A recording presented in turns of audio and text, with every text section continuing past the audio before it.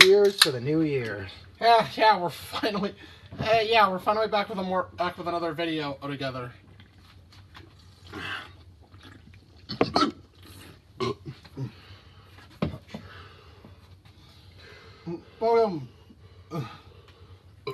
Yeah.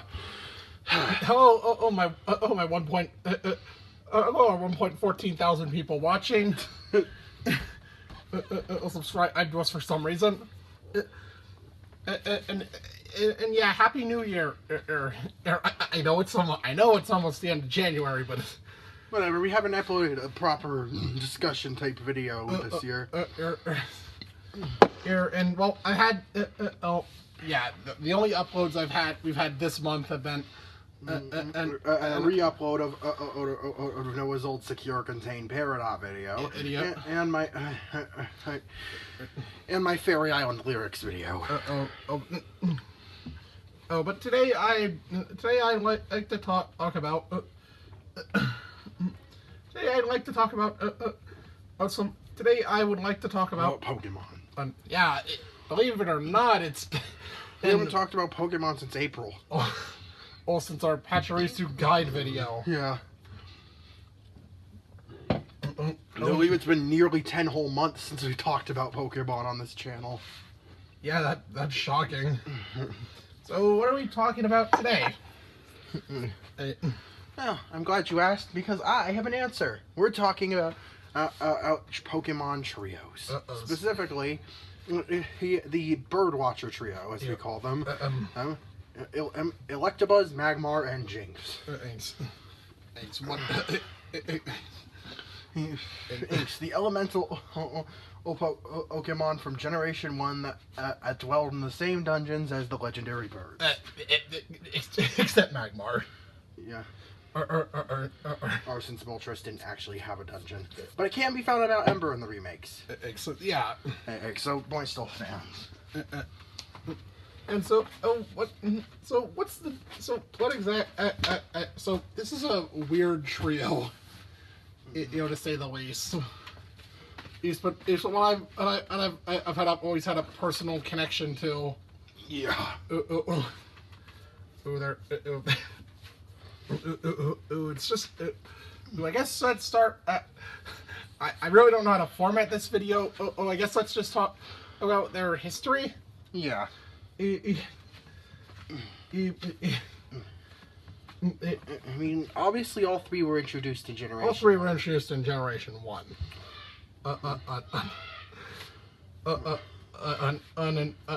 Very weird in terms of availability. Okay, so in Red and Green, or Red and Blue, Magmar, Electabuzz was exclusive to Red, and in the Power Plant, and Magmar was exclusive to Blue, in the Pokemon Mansion, and Jynx, well, actually, Jynx wasn't in the Western release. It's Red and Blue. The only way you could get it was by trading a Slowbro for a Poliwhirl for it. Yeah. And it's Cerulean. And yeah, I don't think I don't think they were all that impressive, really. Especially considering how late they are. Yeah. And, Gen 1 balancing. Thing is, in Blue, the game that released in Japan, the Japanese Blue, Jynx was actually obtainable in Seafoam Islands. Which for some reason wasn't in any of the Western games. And also, it's not, all three of them are not obtainable in Yellow. The Jynx trade was removed, and Electabuzz and Magmar Electabuzz and Magmar are nowhere to be found. I always found that exclusion fucking weird. Especially consider these are some pretty iconic Pokemon. Well, Jynx. I mean, Jynx maybe for the wrong reasons. But more on that later.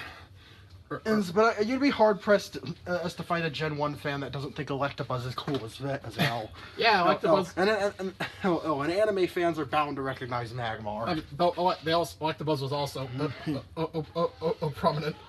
also not Electabuzz prominent. and Magmar were very prominent Pokemon in the anime too. So was Jynx. And Electabuzz just looks really cool. It's a fucking.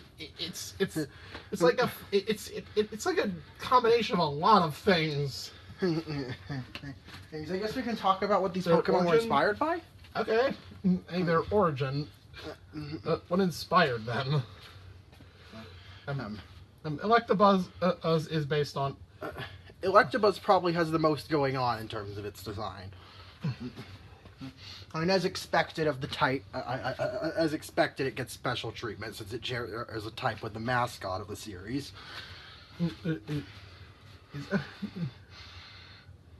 It's based on. It's mostly based on an.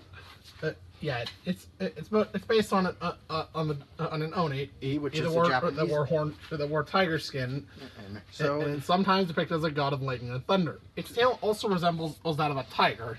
So yeah, it's a Chinese demon, but instead of wearing Chinese, it's a Japanese demon, and instead of which are usually depicted wearing tiger skin, but instead of with horns, but instead of wearing tiger skin, it has tiger-like thunderbolt patterns, and its horns are lightning rods. Also, fun fact: Electabuzz has 6 fingers and. 6 fingers in the stadium games. Huh, that is weird. Just. Which is likely an error. These 3 are actually. You actually have decent sprites if you can. Even in Gen 1, you can tell some care went into that. And since they have some of the much more competent sprites. In Red and Green's case, those were their original designs. Yeah. And you'd be hard pressed to find a lot of Red and Green sprites that look decent. Electabuzz is one thing. Electabuzz is pretty. Is a very interesting Pokemon. And it's hard to find something to dislike about Electabuzz. Good old Elaboo. Yeah. And then there's Boober. I mean Magmar. Arguably less. Probably one of the really dumb looking Pokemon. Just look. It looks like it has a fucking it looks like it has a butt on its head. Or breasts, since its name Boober. Though it may be the combination of a booby or duck, with a mythical salamander or a fire. Or however, the tail and the spikes on its back resemble those of an iguana. It is possible. It's based on the Karura, depicted in Japanese. It is Hindu Buddhist as mythology as a bird-like, fire-breathing creature. So it's based on a bird-like a creature from Japanese mythology. Yeah. But it's also a bird mixed with lizard attributes in general. Yeah. And then there's the one. Actually, it comes before them in the Pokédex. And then there's Jynx, and probably the one, probably one of the most divisive Pokemon in the franchise.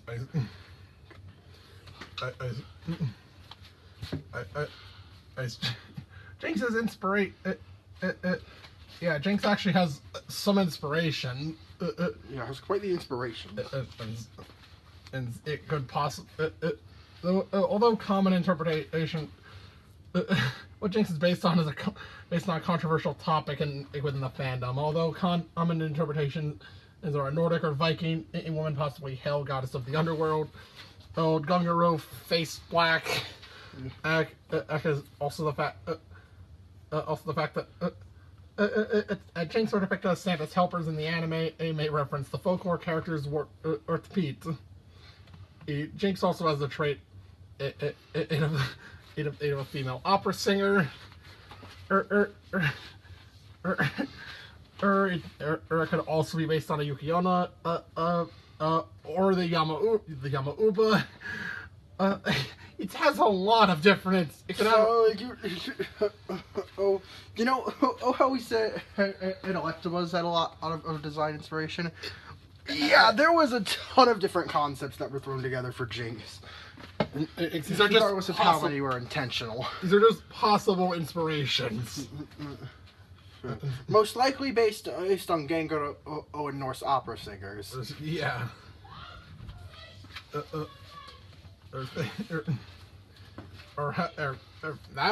was kind of how they were in Generation 1. And now they were actually, and well, they were one of the three. They were three Pokemon to actually get pre-evolutions. And in Generation 2. And guess what? And unlike most baby Pokemon, they're actually passable to use on your team until they evolve. Well, I mean, try using a Pichu or an Igglybuff, you probably won't get very far with them. Elekid and Magby and Smoochum, on the other hand, and can actually hold their own in battle. And kind of, and honestly, it kind of makes kind of necessary. Considering how you don't want a 490 Pokemon hatching from an egg. You don't want a 490 Pokemon hatching from an egg. Like, even though Pokemon with higher totals can 500. Why can you hatch a Cryogonal out of a fucking egg? Like, that should be illegal. Anyway, but I digress. These three were all introduced in Generation 2.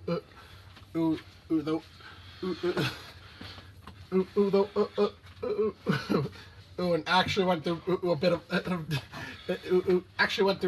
quite a bit of alteration. And throughout beta. Elekid is fucking round. It's just this round thing. And I guess it's supposed to be it's supposed to be just a straight up lightning rod. Don't even get me started on Smoochum. Smoochum just looks like a smaller Jynx, which I'm not a fan of. And Magby is a lot spikier. Magby's a lot spikier, and honestly, Magby's probably the least drastic change from beta to final. Though interestingly enough, of in a later leak we found on both the original design and Elekid, it coexisted. So either they didn't remove the original design yet, that was planned to be, or they plan to make it into a 3-stage with age line with the beta baby evolving into Elekid, which then evolves into Electabuzz. Thing is, there doesn't seem to exist. The thing is you don't find. Thing is the final design for Smoochum and Magby aren't there. So it's likely just that they redesigned Elekid and forgot and hadn't removed the original design yet. So yeah, I think the most noteworthy thing is that these three were the only Pokemon that could use the punches is in Generation 1. Yeah, that's other than Hitmonchan. Yes. But why would you use that on Hitmonchan? Oh, and those are special moves. Electabuzz for Thunder Punch, Magmar for Fire Punch, and Jynx for Ice Punch. Yeah. And they were special moves in Gen 1. Nowadays, you get weird looks if you gave your Jynx Ice Punch. I mean, honestly, you're probably going to get weird looks for using Jynx in the first place, but whatever. But and thing is, I'm pretty sure you could thing is, you can find I and Magmar are in the Burn Tower, or Jynx in the Ice Path, and Electabuzz all the way in the post game on Route 10. And yeah, I don't know why their availability. Magmar was the only one you could obtain at a reasonable point. You could actually use it at a reasonable point. Jynx, you had to have 7 badges for. Or And Electabuzz was a post game. Post game, you had to reach Kanto, and at that point, the Electabuzz you can catch would be under leveled. Yeah, only about level 30. So not really worth using. However, I'm pretty sure there was in Crystal. There is the Odd Egg, which can hatch into an Elekid. So yeah, if you want to do, if you want to use all 3 of them in a playthrough of Crystal or something, you probably want to reset so that your Odd Egg hatches into an Elekid. And yeah, things were pretty fun. They were fine with these three. Yeah. And then Generation 4 happened, and we're boom. Magmar and Electabuzz suddenly got evolutions, and Jynx was given nothing. What? Yeah. Huh? I thought, what? It's such a weird... Jynx was left out. Honestly, I feel bad for her. And thing is, and the worst part is due to from Pokemon Home data, there's an unused Jynx cry that I would, which is about the same, which is the same as the same.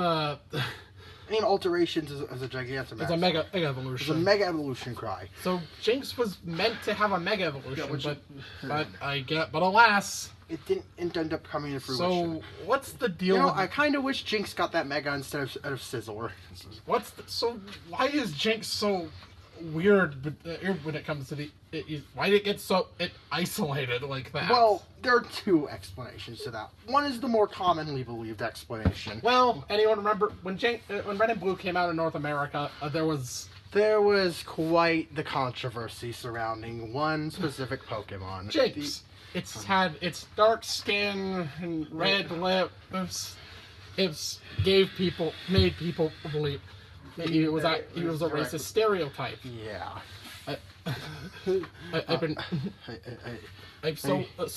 For Generation 2 in North America, they changed its skin from black to pink or to purple. Yeah. Later on, this change was adopted worldwide. The thing is even in the Virtual Console release of Yellow. They went back and edited the game to change Jynx's skin. It looks pretty terrible. Well, because you can tell they just haphazardly went in and recolored it. But yeah, if re-editing a Virtual Console release of a game in a significantly noticeable way, like look at this. Look in the camera. Look at the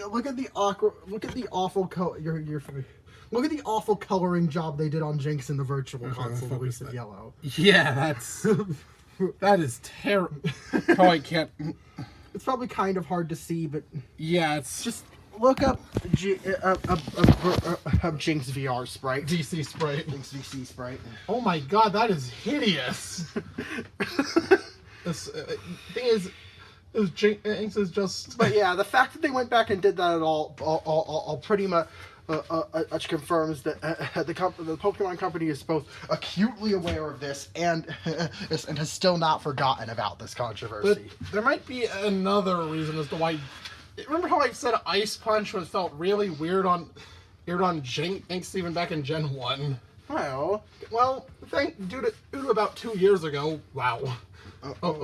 You see some early Gen 1 back sprites. Right, and one of them also through periodization, and you might notice Magmar's number 51, Electabuzz is number 52, and Jynx is number. Jynx is number 72. Yeah. Oh, okay. Now, it seems weird. Like they weren't meant to be a trio. Then why was there something?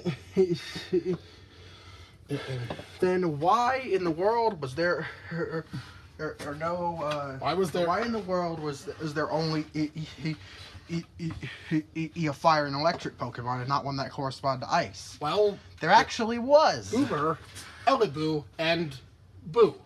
Yep. The name Boo was attached to one of the back sprites, which appears to. Oh no, was shown on a poll. Yeah. Is that the official name? Yeah. Yeah, at least implied to be the name. The official name of the Pokemon is implied to be Boo. Ooh, and Ooh based on Woo. Ooh from Ultraman. And funnily enough, that could have implied that this was intended to be perceived as the female of the group originally as well. And instead of people just calling it a male Jynx. Because unfortunately we don't have a front sprite. Show them the back sprite. I zoom in on it. This is the back sprite of the Pokemon that was seen in between. That was in between. This is the back sprite of the Pokemon that was in between Electabuzz and Magmar. Yeah.